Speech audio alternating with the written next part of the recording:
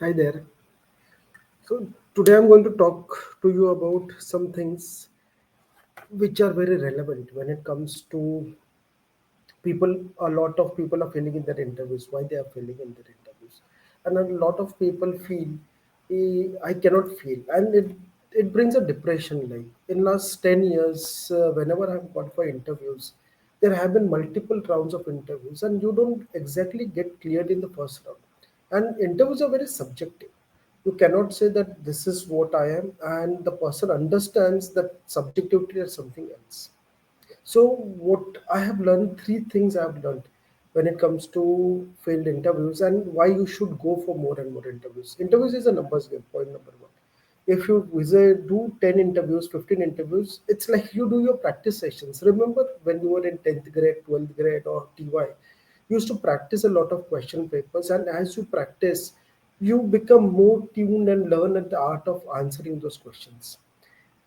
Failed interviews or something like that. Imagine 5 times you answer, tell me something about yourself. The sixth time, you are so quick towards it. I haven't seen anybody practice for their interviews, by the way. I'll be conducting a separate session for that.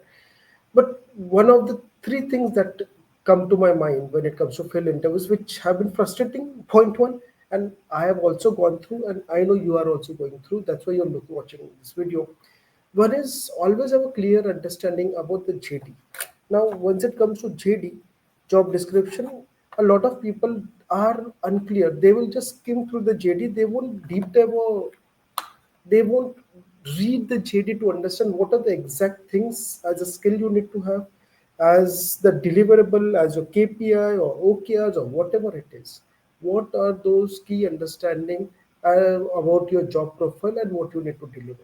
Because out of those 10 questions or sorry questions the interviewer is asking, 3 to 4 are focused on the JD. And if you are not able to answer those correctly, that means you haven't read through the JD.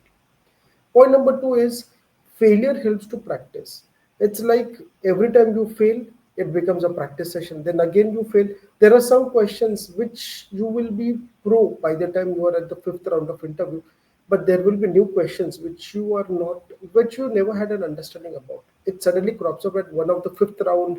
You visit for the seventh interview, and then suddenly one fine question comes up that do you know this and how this happened.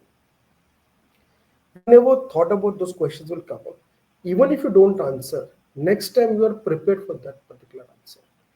And then it comes the last part, which I know a lot of you would fail interview if you're not honest, if you're dishonest. So during an interview session, it's very easy. I was on the interview panel of my company for almost 8 to 10 years.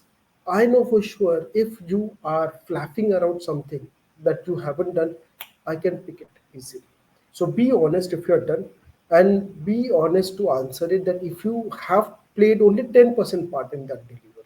So there would be some things that are delivered or some things that are achieved. You might play a 2% part, which is important, but you play just the 2% part. Somebody else delivered the entire thing.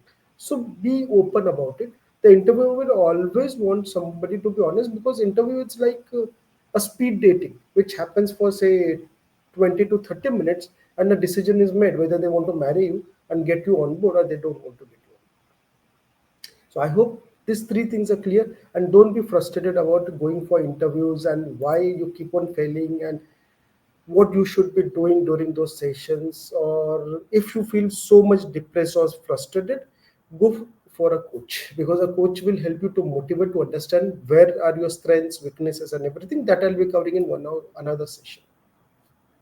And do subscribe to my channel if you want to learn what they don't teach you in schools.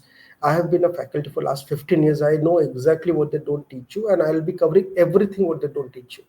I have majorly covered about how to use LinkedIn, then how to get jobs. I'll be slowly covering other areas about how do you do your work. Bye for now.